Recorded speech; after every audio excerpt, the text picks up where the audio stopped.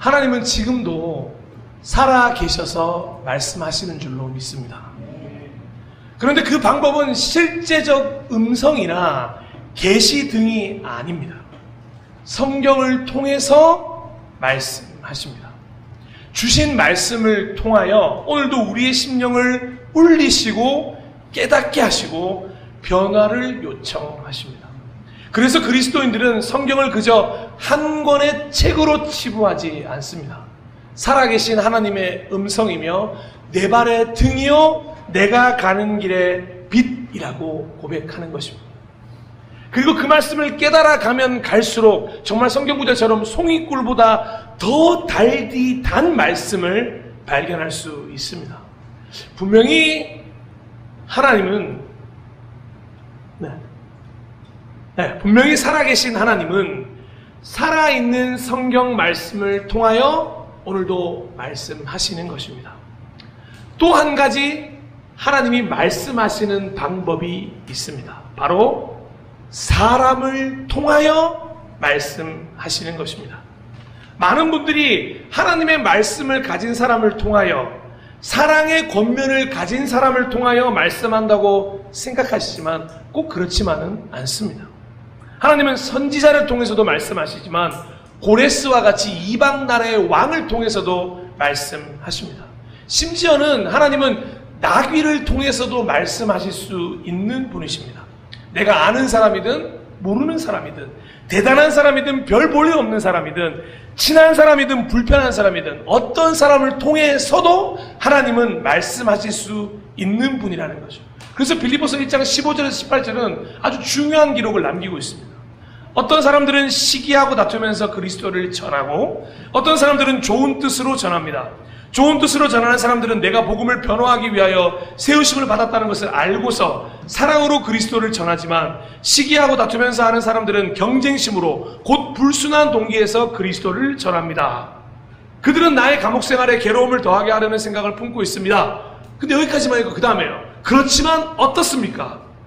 거짓된 마음으로 하든지 참된 마음으로 하든지 어떤 식으로 하든지 결국 그리스도가 전해지는 것입니다. 나는 그것을 기뻐합니다. 앞으로도 또한 기뻐할 것입니다. 아멘.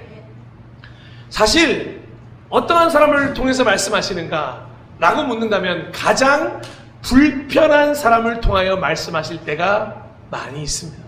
그래서 실제로 가장 불편한 사람을 통해 말씀하시기 때문에 느끼는 수치감도 굉장히 큽니다. 신기하게도 나와 똑 닮은 사람을 통하여 거울 효과를 통해 말씀하실 때는 정말 낯이 뜨거울 정도일 때도 있습니다. 대부분의 사람들은 자신과 똑 닮은 그 사람에게 좋은 감정을 느끼지 못하는 게 사실이기 때문입니다. 어느 설문조사에 의하면 내 딸이 나와 똑같은 사위감을 데리고 온다면, 내 아들이 나와 똑같은 며느리를 데리고 온다면 90% 이상 그 결혼을 무조건 반대할 거라는 설문조사가 있습니다. 여러분들은 어떠실지 모르겠습니다만 누구보다 자기 자신이 스스로를 잘 알고 있기 때문에 그렇게 자신과 똑 닮은 그 사람이 어떤 단점을 가지고 있는지도 잘 알고 있기 때문에 어찌 보면 거의 대부분의 사람들이 자기 자신의 부족한 모습을 아마 인지하고 있다는 걸 그 똑 닮은 사람을 만나면서 깨닫게 되는 것 같습니다. 혹시라도 여러분 중에서 부모님들 중에서 아주 그냥 너는 그냥 너랑 똑같은 자식 낳아라 김가연 라고 축복의 언어를 들어보신 분이 있으십니까? 효빈아 들어본 적 있니? 이런 분들도 마찬가지죠. 자신과 똑 닮은 자녀를 통해서 부모님의 현재를 한번 깊게 느끼길 원하는 부모님의 간절한 소망에 담긴 축복의 언어 아니겠습니까? 그런데 축복의 언어이긴 합니다만 이런 말을 듣는 자식들 치고 효자나 효녀는 없더라고요. 야곱은 어떻습니까? 야곱은 라반이라고 하는 외삼촌을 만남으로 인해 그의 인생의 완전한 터닝포인트를 만나게 됩니다. 라반을 만남으로 자신에 대해서 생각하는 계기가 되었다는 거죠. 하지만 정말 쉽지 않은 시간이었습니다. 20년이 넘는 시간 동안 제대로 된 품삯 하나 받지 못하고 일을 했습니다. 형을 속이고 아버지를 속였던 자신의 과거처럼 라반은 늘 자신을 속였습니다. 그런 환경 속에서 그것을 오롯이 겪고 난 후에 야곱은 장인어른 라반을 떠나 고향으로 떠나가면서 문득 생각하게 됩니다. 아, 라반을 통해 나를 보게 하셨구나. 그러면서 야곱의 떠남을 보면서 저는 이런 생각을 했습니다. 왜 야곱에게 이런 20년의 시간을 허락하셨을까? 왜 야곱 자신과 똑 닮은 사람 라반을 만나게 하셨을까? 그리고 성경은 자연스럽게 그 답을 알려주었습니다. 하나님이 야곱에게 허락하신 은혜의 시간이었습니다. 거울 효과를 통해서 너와 똑 닮은 그 라반을 만나게 하심으로 야곱은 믿음의 조상으로 가는 길에 아주 중요한 터닝 포인트를 만날 수 있었다는 거죠. 자신의 인생을 돌아보며 라반을 보며 자신이 무엇을 실수했고 무엇을 속였으며 무엇을 고쳐야 하는지, 그래서 야복강가에서 하나님과 씨름했을 것이고 은혜를 받고 그는 생각을 온전히 바꾸었을 것입니다. 이 모든 일이 있기 전에 이미 하나님은 베델에서 야곱을 만나 주셨거든요. 근데 그때 그 사실을 모르고 이런 험한 시절을 거칠 수밖에 없었다는 거죠. 바로 이 모든 일련의 일들 중심에는 자신과 똑 닮은 라반을 만나게 하신 하나님의 은혜가 있었다는 거죠. 사랑하는 여러분, 죄송합니다만 우리도 마찬가지입니다. 우리의 삶 속에서 나와 똑 닮은 사람을 만났을 때 바로 그때가 하나님이 허락하신 은혜의 시간이라는 걸 깨달으셔야 한다는 거예요. 하나님이 우리의 인생을 돌아보며 깨달을 수 있는 기회를 주시는 하나님의 시간인 것입니다. 근데 대부분의 사람들은 잘 모르고 상대방의 모습에서 나의 모습을 투영하며 그걸 화내기 바쁜 거죠. 분명히 상대방의 모습이 내가 가진 모습임에도 불구하고 나를 돌아보진 않고 언제나 상대방을 지적하는 데 바쁘다는 거죠. 그런데 그때에 발견하는 자들만이 누릴 수 있는 특권이 뭐냐면 그 모습을 통해 나를 발견할 수 있다면 정말로 특별한 터닝 포인트가 된다는 거죠. 그리고 또 한 명의 만나기 싫은 사람이 누가 있을까? 바로 하나님의 말씀으로만 말하는 선지자라는 사람을 통해서도 하나님은 말씀하십니다. 아마 오늘날로 치면 목회자나 장로님, 권사님, 집사님들이 될 수 있을 것 같습니다. 그 대표적인 이야기가 뭐냐? 오늘 사무엘 아래서 함께 읽었던 바로 다윗 왕과 나단 선지자의 만남이었습니다. 여러분, 성경에는 슬프고 안타까운 이야기가 참 많이 등장하지만 그 중에서 슬프고 안타까운데 정말로 이해가 가지 않는 구절 중 하나가 바로 이 사무엘하 12장입니다. 왜 그러냐면 주인공이 다른 누구도 아니라 중심으로 하나님을 기쁘게 해드리는 믿음의 사람이라고 불렸던 다윗이었기 때문입니다. 자, 부하들만 전쟁을 보냈습니다. 그렇게 부하들만 전쟁에 보낸 후에 자신은 태평하게 저녁 늦은 시간에 잠이 깼습니다. 그리고는 옥상에 올라가 서성입니다. 그때 목욕하는 한 여인을 발견하게 되죠. 거기서 멈췄으면 어땠을까요? 그 여인이 누군지 알아보게 합니다. 거기서 멈췄으면 어땠을까요? 그 여인을 데리고 오라고 합니다. 거기서 멈췄으면 어땠을까요? 그 여인과 하지 말아야 할 행동을 하게 됩니다. 그리고 그 여인은 참으로 이상하게 다윗 왕의 아이를 임신하게 됩니다. 꽤 시간이 지났기 때문에 아무도 눈치채지 못했을 거라고 생각하고, 왜 시간이 지났느냐 하면 아이가 생겼다는 걸 바로 확인할 수 있는 게 아니기 때문에 최소한 한 달이 지난 후에야 그걸 알게 되는 거죠. 그러니 한 달 동안 아무런 일도 없었고 묻어두면 될 만한 일이라고 생각했기에 그냥 지나치려고 했습니다. 그렇게 묻어두는 방법이 뭐였냐? 전쟁터에 있는 그 여인의 남편 우리아를 빨리 데려오라고 한 것이었습니다. 친히 편지를 썼죠. 당장 우리아를 궁전으로 보내라. 아무것도 모르는 우리아, 그 밧세바의 남편이었던 우리아는 궁으로 찾아와 전쟁터에서 있던 이야기를 충성스럽게 보고합니다. 그런데 다윗은 사실 그 이야기는 듣는 둥 마는 둥 하면서 사실 이야기가 하고 싶었던 거죠. 이제 그대의 집으로 내려가서 목욕을 하고 쉬어라. 사랑하는 여러분, 여기서 목욕을 하고 쉬어라는 정말 목욕을 하고 쉬라는 뜻이 아닙니다. 이건 오랜만에 아내와의 만남을 이야기하는 것입니다. 다분히 의도가 있는 발언이었고 그냥 보내지 않고 먹을 것도 함께 딸려 보내면서 즐거운 시간을 보내라고 말하는 것이죠. 그런데 충성스러운 부하였던 우리아는 이 왕의 말을 듣지 않고 혼자 집에 가서 목욕을 하는 그런 일을 벌하지 않고 대궐 문간에서 잠을 청하게 됩니다. 그리고 그 소식을 곧 다윗이 듣게 돼요. 그러면서 화가 나서 우리아를 부릅니다. 왜 집에 안 갔어? 내가 가라고 했는데. 아니 원정길에서 왔으면 집에 가서 편히 쉬지 왜 문간 문 앞에서 자냔 말이야. 근데 이때 우리아의 대답이 다윗을 감동시킨 동시에 아주 화가 나게 만드는 말을 하게 됩니다. 사무엘하 11장 11절. 우리아가 다윗에게 대답하였다. 언약궤와 이스라엘과 유다가 모두 장막을 치고 지내며 저의 상관이신 요압 장군과 임금님의 모든 신하가 벌판에서 진을 치고 있습니다. 그런데 어찌 저만 홀로 집으로 돌아가서 먹고 마시며 나의 아내와 잠자리를 같이 할 수 있겠습니까? 임금님이 확실히 살아계심과 또 임금님의 생명을 걸고 맹세합니다. 그런 일은 제가 하지 않겠습니다. 너무도 감동스러운 말이지만 다윗 입장에서는 너무도 듣고 싶지 않은 말이었죠. 다윗은 혹시라도 우리아가 뭔가를 눈치챈 게 아닐까? 의심이 들었을 거고 그대로 더 이상 우리아를 내버려 둘 수가 없었습니다. 그래서 그날 밤에는 불러 친히 우리아에게 술을 마시게 하고 술에 취하게 만들어 버립니다. 자신의 계획대로라면 그렇게 우리아가 집으로 가서 함께 밧세바에게 그 아이를 우리아의 아이라고 말할 수 있게 만들어야 하는데 너무도 충성스러운 부하에게는 얄팍한 수가 통하지 않자 직접적인 술을 낸 거죠. 임금이 하사하는 술을 마시고 우리아는 잔뜩 취하게 되었습니다. 그런데 그럼에도 불구하고 우리아는 집으로 가지 않습니다. 다윗은 그때 결심했을 겁니다. 아, 얘를 죽여야 끝나겠구나. 그래서 자신을 죽이라고 하는 편지를 자신의 우리아에게 보내서 요압에게 다시 돌려보내게 됩니다. 이어지는 15절입니다.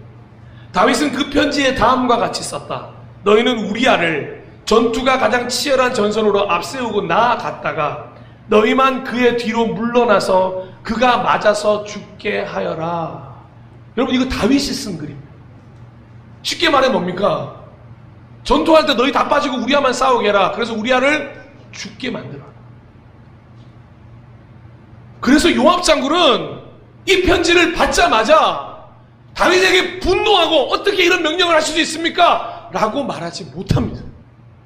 시키는 대로 하게 되죠. 그리고 그 일에 그 다윗의 사악한 일에 동참하여 우리아는 죽게 됩니다. 그리고 더 놀라운 사실은 뭔지 아십니까? 요압 장군은 우리아가 죽자마자 빨리 전령 하나를 불러 이러 저러 해서 우리아가 죽었다는 이야기를 다윗에게 직접 전하라고까지 말합니다. 그렇게 아주 신속하게 우리아의 사망 소식을 다윗에게 전해줬습니다. 다윗은 슬퍼하는 척합니다. 우리아의 아내는 남편이 죽었다는 이야기를 듣고 여러 가지 후회감에 휩싸여 많은 눈물을 흘리고 슬피 울었습니다. 그리고는 시간이 흘러 애도하는 기간이 끝나자마자 어떤 일이 벌어졌습니까? 다윗이 그 밧세바를 자신의 아내로 데리고 오게 됩니다. 마치 그 우리아를 책임져 주는 듯한 모양새를 갖추며 데리고 와 자기의 아내로 삼고, 사랑하는 여러분, 이래도 아무도 주변에서 할 수 있는 말을, 그런 어떤 말도 할 수 있는 사람이 없었습니다. 왜냐하면 우리아처럼 죽고 싶지 않았을 거기 때문에.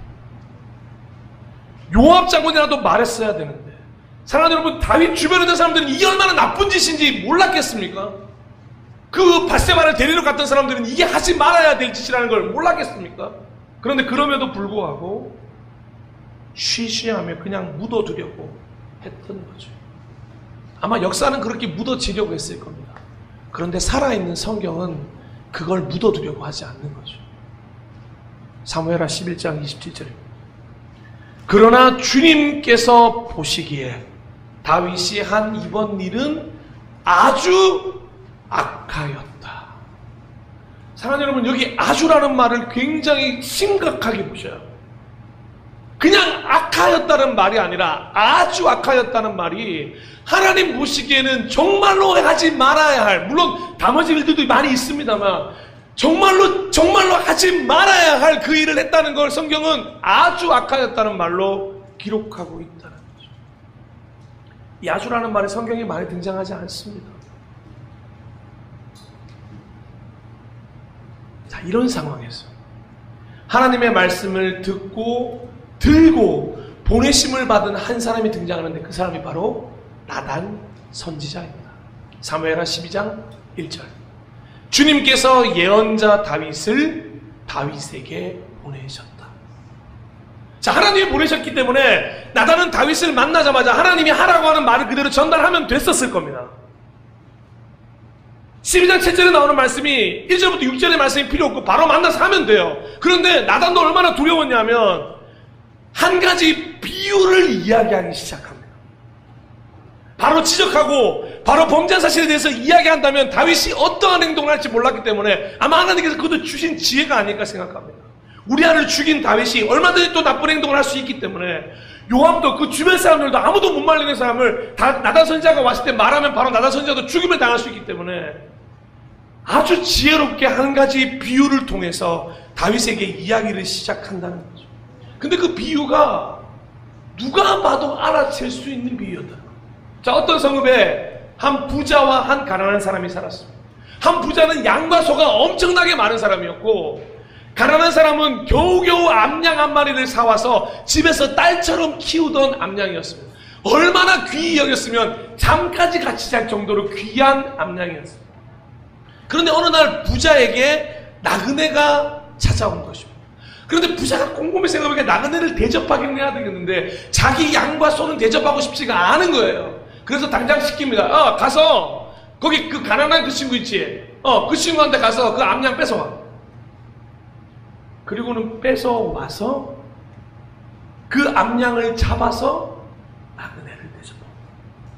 여기까지만 딱 들었는데 다윗이 분노하기 시작합니다.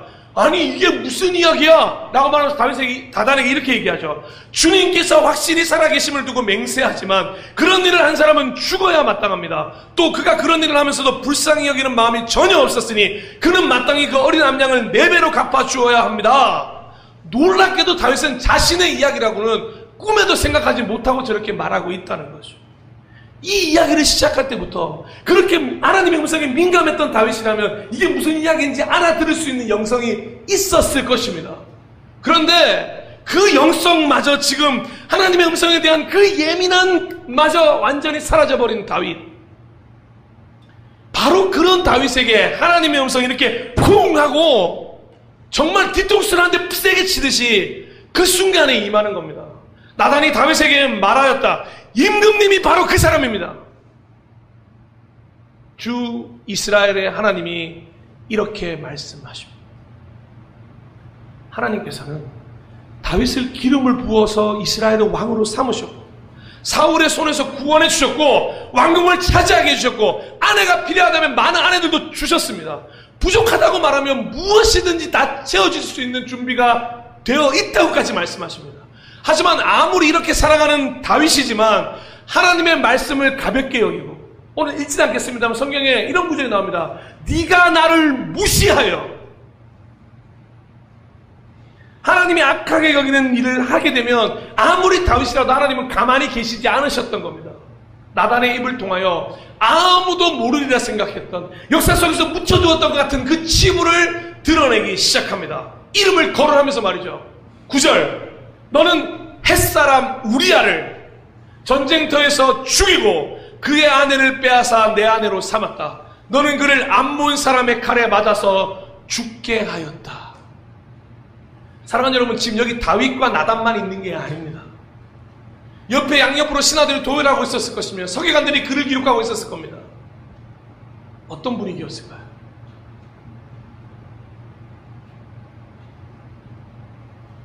그리고 하나님은 말로 다 할 수 없는 저주를 퍼붓기 시작합니다.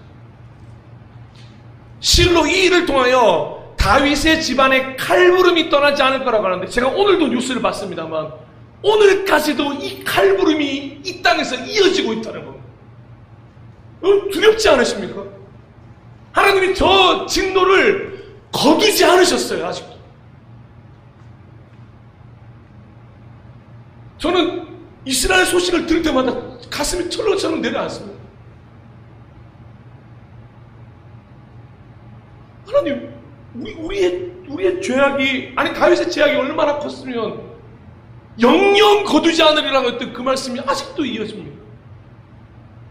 치욕과 수치를 경험하게 하시고, 그리고 더 중요한 사실은 밧세바 사이에서 태어난 아기는 곧 태어나자마자 죽게 돼요. 그리고는 결정적인 카운터 펀치를 한 방 날리시죠. 사무엘하 12장 12절. 너는 비록 몰래 그런 일을 하였지만 나는 대낮에 온 이스라엘이 바라보는 앞에서 이 일을 하겠다. 여러분, 전 이게 제일 두렵다고 생각합니다. 모든 사람 앞에 너를 까발리겠다는 말씀이에요. 여기까지 듣고 있던 다윗의 반응은 여러분 궁금하지 않으십니까? 저는 여기서 아담과 다윗의 다른 점을 발견하셨으면 좋겠습니다. 다윗은 조금의 변명, 핑계, 회피, 숨음을 선택하지 않습니다. 있는 모습 그대로 자신의 모습을 내려놓습니다. 내가 어디 있냐 다윗아 부를 때 하나님 죄송합니다, 제가 여기 있습니다 라고 말씀하시는 거죠. 참 잘한 행동이에요. 저는 다윗이 한 어떤 행동을 잘했다고 말하는 게 아니라 이렇게 죄를 지은 후에 그 죄를 고발당했을 때 겸허히 받아들이고 이렇게 행동한 것에 대해서는 하나님의 칭찬을 받기에 합당하다는 겁니다. 너무도 중요한 행동이었다는 거죠. 오늘 주제 본문이기도 한 사무엘하 12장 13절, 그때의 다윗이 나단에게 자백하였다. 내가 주님께 죄를 지었습니다. 여러분, 이 말이 왜 중요한지 아십니까? 지금 분명히 고백한 건 하나님에 대한 고백이 맞습니다. 그런데 그 말을 누구한테 했다고요? 나단에게 했다는 겁니다. 즉 나단이 분명히 하나님이 보낸 사람임을 믿고 그 나단을 하나님의 음성이라고 생각하고 그 나단 앞에 자신의 죄를 고백한 겁니다. 돌아서서 성전을 향해 내가 주님께 죄를 지었다고 하지 않고, 하늘을 보고 내가 죄를 지었다고 말하지 않고, 하나님이 보내신 그 나단을 보며 나단에게 말했다는 것입니다. 제가 그래서 오늘 제목을 하나님 나단을 보내주옵소서라고 정한 것입니다. 사람들 여러분, 물론 이렇게 자백한다고 해서 다윗의 모든 죄가 사라지는 게 아닙니다. 아까 분명히 말씀드렸습니다. 영영 칼부림이 떠나지 않는 그 말도 안 되는 저주들은 계속해서 이어집니다. 하지만 이렇게 죄를 고백할 때 하나님이 주시는 놀라운 은혜와 용서는 경험할 수 있다는 거죠.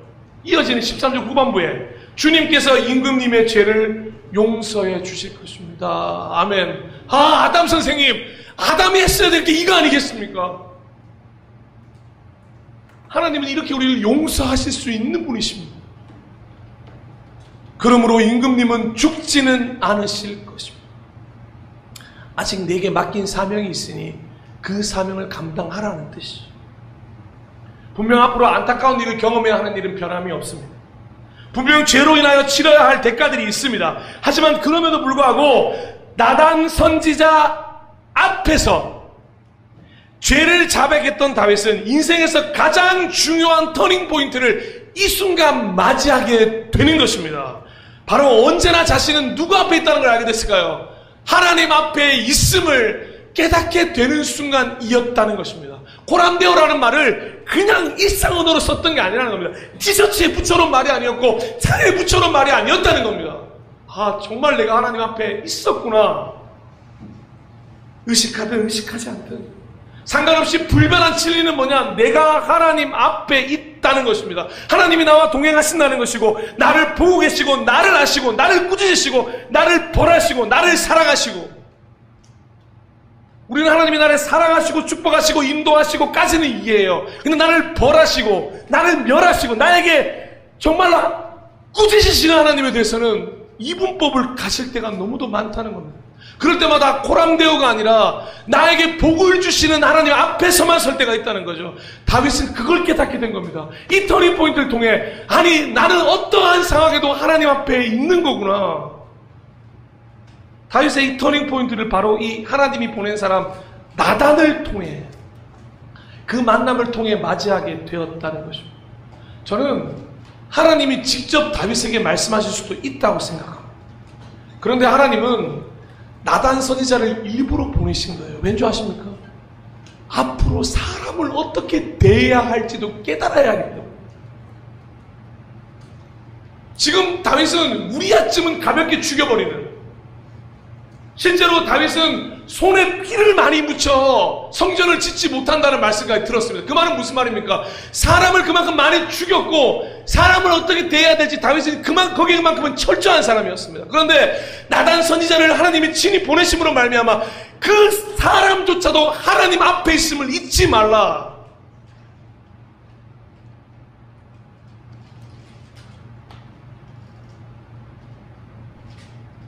이미 우리아를 통해서 하나님은 만나 주셨었습니다. 사실 몇 번의 기회를 주셨어요. 이미 우리아가 집으로 가지 않고 그 문간에서 잠을 잘 때 우리아의 그 대사들을 들었을 때 이미 다윗은 깨달을 수 있었습니다. 그에게 영성이 있었단 말이죠. 여호와는 나의 목자이시니 영성이 있었다는 말이죠. 그런데 그 순간에 깨닫지 못해요. 그 순간을 흘려보내죠. 왜냐, 그때는 사람을 무시했기 때문에. 얼마든지 죽여도 되기 때문에. 그런데 하나님은 나단 선지자를 보내서 사람조차도 얼마나 귀하고 그 사람도 하나님 앞에 있는 사람이니 다윗의 생각이 이제 앞으로 어떻게 달라지겠어요? 그의 모든 것이 달라집니다. 다윗이 사람을 대하는 행동, 다윗이 어떻게 그 범죄한 후에 행동하는지 우리는 사무엘하 후반부를 통해서 치열하고 처절하니만큼 다윗이 고개를 숙이는 장면을 만나게 됩니다. 심지어는 아들 압살롬에게까지 쫓기게 되는 순간에도 그는 범죄하지 않습니다. 사랑하고 존경하고 축복하는 동역자 여러분, 예배자 여러분, 지금 여러분 곁에서 여러분을 사랑하는 마음으로 여러분에게 이런 이야기를 들려주는 이가 있다면 그 사람은 하나님이 보낸 사람이라고 믿으셔도 됩니다. 여러분을 무너뜨리기 위해, 기분 나쁘게 하기 위해, 흔들기 위해 말하는 사람의 말은 듣지 않으셔도 됩니다. 그런데 그걸 구별할 수 있는 유일한 존재가 누군지 아십니까? 여러분이십니다. 어떤 이야기든 사실 모든 이야기는 기분이 나쁠 겁니다. 그런데 그 기분이 나쁜데 나에게 필요한 이야기인지 그저 기분만 상하게 하는 말인지 스스로 너무도 잘 알고 있다는 거죠. 유언비어라면 진실은 언젠가 밝혀지게 되어 있을 것입니다. 그저 나를 위한 비난이라면 그 비난은 반드시 상대방에게 들보로 돌아가게 될 것입니다. 하지만 누군가 말씀으로 다가와 이야기해 준다면 그 이야기에 최소한 귀를 기울임으로 터닝포인트의 순간으로 맞이할 수 있는 그 영성이 필요하다는 것입니다. 가장 큰 구별법이 뭐냐? 문드신다면 바로 인격과 사건을 분리해서 이야기하는 것이라고 말할 수 있습니다. 하나님은 지금 다윗이 한 일 그대로를 팩트로 나단 선지자를 통하여 말씀하고 계십니다. 다윗의 인격을 조금도 모독하지 않으셨다는 게 중요합니다. 나쁜 짓을 했으니 다윗이 쓰레기 같은 인간아, 너는 죽어 마땅한 놈이야 라고 말씀하는 게 다윗을 완전히 무너뜨리고 그의 인격을 밟아 흐트러뜨리신 게 아니었다는 거죠. 다윗에게 그저 그가 한 일에 대해서 명확하게 말씀하시고 그 일을 통해서 주실 벌들을 명확하게 말씀하셨죠. 결국 감정적이지 않으셨다는 거예요. 오히려 더 철저히 이성적이셨고 비난이 아니라 비판이었고 정죄가 아니라 조언이었고 판단이 아니라 전달이었다는 거죠. 사랑하는 여러분, 그런데 그 대상이 오늘처럼 나단 선지자일 수도 있고 내가 모르는 사람일 수도 있고 나를 똑 닮은 사람일 수도 있고 존경하는 사람일 수도 있고 싫어하는 사람일 수도 있다는 것입니다.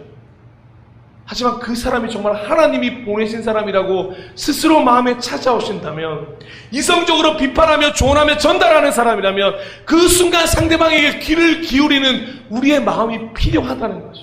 사랑하는 여러분, 우리는 나이가 들어가면 갈수록 안 듣습니다. 죄송한데 정말로 나이가 들어가면 갈수록 우리 안 듣습니다. 누구 말까지 안 듣는 줄 아십니까? 하나님의 음성조차도 안 듣습니다. 그러다 보니 점점 누군가 상대방에게 어떤 이야기를 하는 게 어려워지는 게 사실입니다. 많은 이들이 동역자가 고마운 이유가 뭐냐? 그저 같이 동역해주고 그냥 중보해주고 기도해주니까 라고 느낄 때가 많이 있습니다. 아닙니다. 그건 아주 단적인 고마움. 사실 진짜 동역자가 뭔지 아십니까? 함께 성장하기 위하여 서로가 서로에게 거울이 되어주고 라이벌이 되기도 하고 진정으로 상대방을 위해서 감정이 하는 이성으로 팩트를 기반으로 하여 쓴소리도 아끼지 않는 존재가 서로 되어주는 것입니다. 바울은 자타공인 쓴소리쟁이였습니다. 잔소리쟁이였어요. 교회의 대표적인 쓴소리쟁이가 누구냐? 바울이었습니다. 하지만 언제나 그는 스스로를 먼저 돌아보고 다른 사람들에게 이야기하기 때문에 그게 화로 임하지 않았던 겁니다. 사랑하는 여러분, 바울 서신을 한번 보십시오. 정말 우리가 듣기 싫은 소리밖에 안 써놨습니다. 그런데 그가 듣기 싫은 그 소리를 할 때도 각 교회를 떠나기 전에 어떤 일이 있었는지 아십니까? 사도행전 20장의 이야기를 가보죠. 나는 모든 일에서 여러분에게 본을 보였습니다. 이게 또 잘난 체를 해요. 이렇게 힘써 일해서 약한 사람을 도와주는 것이 마땅합니다. 그러니까 그 잘난 체를 하는 것이 끝나는 게 아니라 이렇게 내가 한 것처럼, 그리고 주 예수께서 친히 주는 것이 받는 것보다 더 복이 있다 하신 말씀을 반드시 명심해야 됩니다. 말씀으로 이어지죠. 내가 왜 그렇게 얘기했는지 아냐? 나는 말씀을 들었기 때문이야.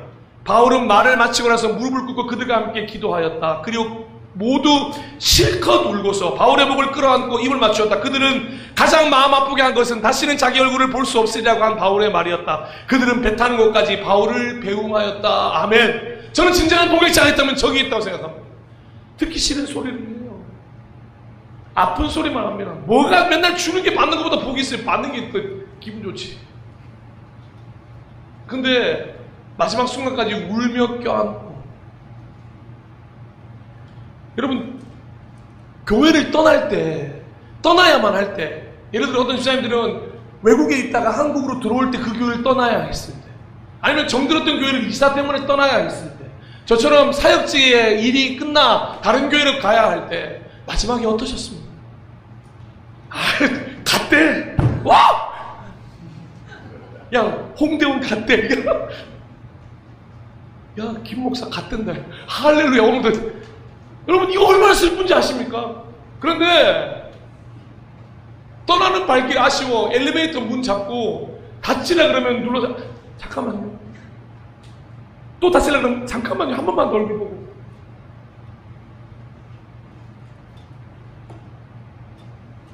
여러분, 우리는 그런 동역자예요. 우리는 서로 그럴까요? 우리는 서로에게 이런 동역자가 되어줬으면 좋겠습니다. 말씀과 은혜를 떠나서, 하나님을 떠나서, 말씀을 떠나서 제가 할 길로 가는 것을 그저 관망하고 내버려 두지 않고, 아예 기다려줘야죠 하면서 사실 속으로는 별 관심 없는 거면서 그냥 기다려주는 척 하는 모습을 보이지 않고, 하나님께 그를 위하여 기도하고 복내심을 허락하신다면 담대히 하나님의 말씀을 듣고 나아가 나단에 되는 길을 선택해주는 동역자가 되었으면 좋겠습니다. 오히려 맹목적으로요, 내가 존경하고 내가 좋아하는 그 대상의 말에는 귀를 기울이기가 쉬워요. 내가 듣기 좋은 소리만 해주고 내가 원하는 이야기를 해주는 그 사람의 이야기는 듣기가 쉽습니다. 그런데 그런 사람의 말을 오히려 경계하셔야 되는 거예요. 그게 오히려 나를 쓰러뜨리고 무너뜨리는 지름길이 될 수 있다는 겁니다. 우리는 너무 그런 무의미한 소리에 매몰되지 않아야 한다는 거죠. 그래서 뱀의 목소리에 더 순종하게 되고 하나님의 음성은 피하게 되는 안타까운 상황으로 가지 않게 되기를 진심으로 소망하는 것입니다. 그리고 또한 마지막으로 경계해야 될 게 뭔지 아십니까? 절대 스스로를 나단이라고 착각하지 말아야 한다는 거죠. 사랑하는 여러분, 동역자들에게 서로 나단이 되어준다고 해서 오늘 밤부터 갑자기 내가 너에게 나타난 나단이라고 하시면서 찾아가지 않으셨으면 좋겠습니다. 사랑하는 여러분, 나단은 하나님으로부터 부르심을 받았다고 기록이 되어 있습니다. 하나님이 허락하신 사람이었다. 나단 자신 스스로의 생각으로 다윗을 찾아가지 않았다는 거죠. 여러분, 혹시라도 내 생각할 때, 내가 생각할 때 저 사람 지금 똑바로 하는 것 같지가 않아. 내가 생각할 때 반드시 한마디 말을 해줘야 될 것 같아. 그때는 오히려 나를 돌아보라고 하는 시간. 근데 하나님이 마음을 주시는 거죠. 여러분, 하나님 마음을 주실 때 얼마나 하나님이 디테일하고 세심하게 주시는지 아십니까? 모든 방향과 생각에 퍼즐 맞듯이 맞춘 다음에 말씀하게 하십니다. 왜냐? 그만큼 그게 어려운 일이거든요. 사랑하는 여러분, 다윗은 모든 영성을 다 잃어버렸지만 나단이 하나님께서 보낸 사람이라는 것만큼은 그 말을 듣자마자 깨달을 수 있는 마지막 이 은혜가 남아 있었어요. 그랬기 때문에 자신의 죄를 고백할 수 있었겠죠. 여러분, 터닝포인트는 거기서 시작돼요. 내가 하나님의 음성을 들을 요만큼의 열린 귀가 있다면, 그리고 이런 다윗은 앞으로 말씀드린 것처럼 비교할 수 없을 만큼 완전히 다른 삶을 살게 된다는 거죠. 날마다 자신의 죄라고 인정하며 모든 것이 자기로부터 시작됐으니 자기가 이 책임을 져야 한다고 모든 사람에게 이야기하는 사람이었습니다. 다 얻고 모든 것이 충만할 때는 잃어버렸던 영성을 다 잃고 연약하고 부족할 때 다시 가지게 되는 것입니다. 사랑하는 여러분, 그렇게라도 우리 가지면 안 됩니다. 그리고 그것이 얼마나 소중한지를, 하나님 앞에서 살고 하나님의 말씀대로 사는 게 얼마나 귀한 것인지를 가진 것을 다 잃고 나서야 발견하게 되었다는 것입니다. 저는 다윗이 나단 선지자에게 두고두고 고마웠을 것입니다. 설교를 마무리하겠습니다. 사랑하고 존경하고 축복하는 예배자 여러분, 동역자 여러분, 나단 선지자가 되어주려고 하지 마시고 먼저는 나단 선지자를 만날 수 있기를, 하나님 나단을 보내주옵소서라고 기도했으면 좋겠습니다. 누군가 나를 향해 진심으로 하나님 아버지의 마음을 전해줄 수 있는 이가 있다면 여러분은 참 행복한 사람이기 때문입니다. 그런 동역자가 있다는 건 진짜 축복입니다. 그러니 부디 나단 선지자와의 만남을 통해 인생의 터닝 포인트가 되는 은혜가 임하기를 간절히 소망합니다. 무엇보다 우리가 가장 먼저 만나야 할 나단 선지자는 이 땅에 성육신하신 예수 그리스도이심을 믿습니다. 이 예수 그리스도를 반드시 먼저 만나셨으면 좋겠습니다. 예수 그리스도의 말씀을 통하여 비교적 빠르고 간편하지만 깊고 넓게 만날 수 있는 길이 여기 열려져 있습니다. 오늘도 이 나단 선지자는 우리 앞에 서 있어요. 여러분, 성경 앞에 여러분 서 계신다면 그 나단 선지자가 예수 그리스도로 이 자리에 우리에게 와 있는 것입니다. 그 그리스도께서 주시는 말씀에 귀를 기울인다면 분명히 매일 아침마다 우리는 터닝포인트의 순간을 맞이할 수 있다는 거죠. 그렇게 매일매일의 삶 속에서 여러분을 너무도 사랑하시는 예수님과 동역자들의 만남이 있기를 간절히 축복합니다. 마지막으로 이 나단 선지자 만나고 나서 이 바울이 그때를 회상하며 쓴 시편이 있습니다. 자신의 마음을 담아 남긴 시편 32편을 함께 좀 나누었으면 좋겠습니다. 여러분들도 여러분을 찾아온 만남의 터닝 포인트를 통해 언젠가는 이렇게 고백을 남기게 되리라 믿으면서 이 고백을 함께 좀 나누었으면 좋겠습니다. 우리 천천히 함께 읽어보도록 하겠습니다. 시작. 복되어라 거역한 죄 용서받고 허물을 벗은 그 사람, 주님께서 죄 없는 자로 여겨주시는 그 사람, 마음속에 속임수가 없는 그 사람, 그는 복되고 복되다. 내가 입을 다물고 죄를 고백하지 않았을 때에는 온종일 끊임없는 신음으로 내 뼈가 녹아내렸습니다. 주님께서 밤낮 손으로 나를 짓누르셨기에 나의 혀가 여름 가뭄에 풀 마르듯 말라버렸습니다. 드디어 나는 주님께 아뢰며 덮어두지 않고 내가 주님께 거역한 나의 죄를 고백합니다 하였더니, 할렐루야. 하나님 나단을 보내주옵소서. 그 사람을 통하여 터닝 포인트를 만나게 하여 주시옵소서. 우리 이 시간에 베드로의 고백 함께 찬양하면서 그 결단을 하나님께 드렸으면 좋겠습니다. 그 찬양대가 함께 이 찬양을 고백합니다.